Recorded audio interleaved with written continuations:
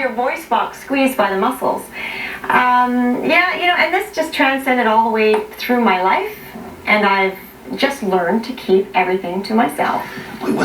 This is something that, like, lots of people go through a relationship with the parents where it can be abusive or it's just difficult or whatever it would be, but what ends up happening is, if the universe smiles on you for a minute, you, at some point as your parents get older, you get a chance to have some kind of redemption moment with them, not necessarily reconciliation, but as you become an adult, you get to be with them. But your parents died when you were young, so you never got a shot at that redemption moment in any way. Do you ever think about that and how you would be to them if they were still around?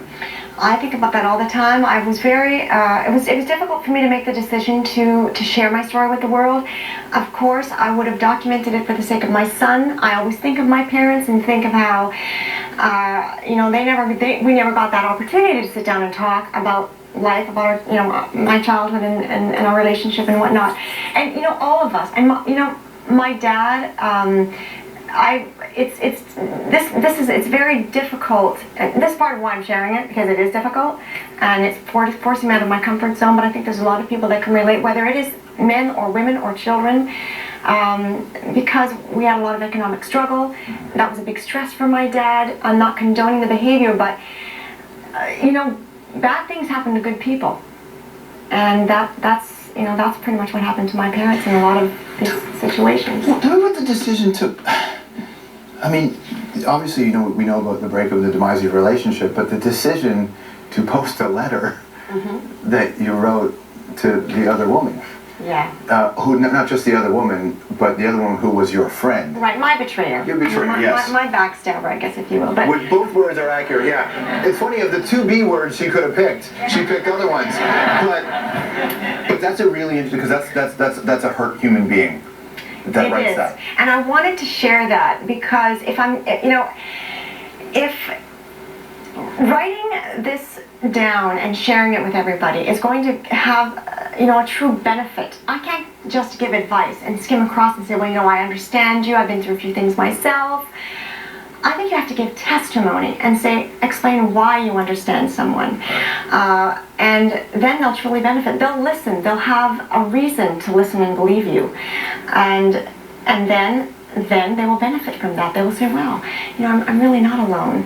I might be afraid to speak out myself, but at least I know somebody else understands me, and it's someone that has a lot to risk. It's a big risk stepping out when you've got, a platform to stand on where, with a microscope looking at you.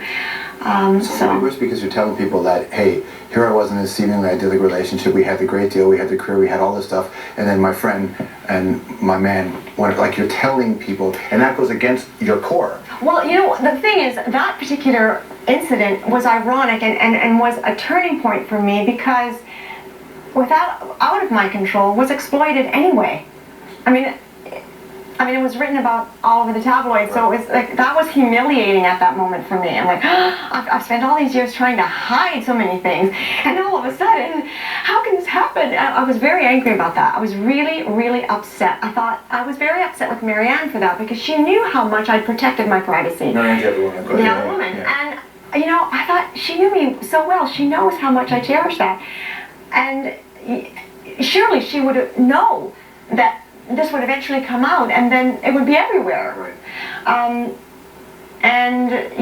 It didn't stop her, obviously, but so I'd already gone through the humiliation of that. So that part's not difficult for me. Everybody already knows that, and I don't talk about the details of the actual affair. That, as much as it might be interesting to people, I thought, well, it's not important. What's important is that I'm sharing the effect that it had on me. What I've learned from it, hopefully will encourage and inspire other people to, be very careful about choosing their friends, signs, things to look out for, and maybe, how to get through it. What an incredible position to all of a sudden be in. It must be an interesting set of waters to try to chart for yourself. It's a rewarding place in my life for me, because I've got a platform that I'm enjoying. I've worked hard for it, but there's more reward in using it I mean, of course I'm going to make more music. Of course I'm going to do all of that, but I don't need all of that. I don't need. It's just good. It's just more of what I already have. What's more important to me is to use the platform in a therapeutic sense as well, finding my voice back again through the exchange of giving and receiving, and hopefully, you know, inspiring. So it's 10 years down the road from now when your son will read a book, and it's not just what you went through as a kid and the thing, but it's his, you know, if you talk about a father now. Yeah. If you talk about his dad. Yeah. How, I'm sure there's lots of people who are watching who've gone through breakups who now go, okay, so this similar situation's happened to me. Yeah. I got a kid in the picture. Yeah. Have you, did any of that come in your mind? I must have before you started writing all this? It complicates things very much. How do you tell the truth without telling the truth? You know, so by the time Asia is old enough to read this, he will already unfortunately have read the tabloids that have come out, whatever his friends might say. Now that's all things that I had no control over, and that's inevitable, and that's the way it is when you're in the spotlight, and I try to help him through all of that. What I try to do in the book is make sense of it and give him a more complete picture about the whole of his dad, and not just that of his dad. You mentioned music, and I want to come back, we'll talk about music and what her next plan is. More with Shania right after this.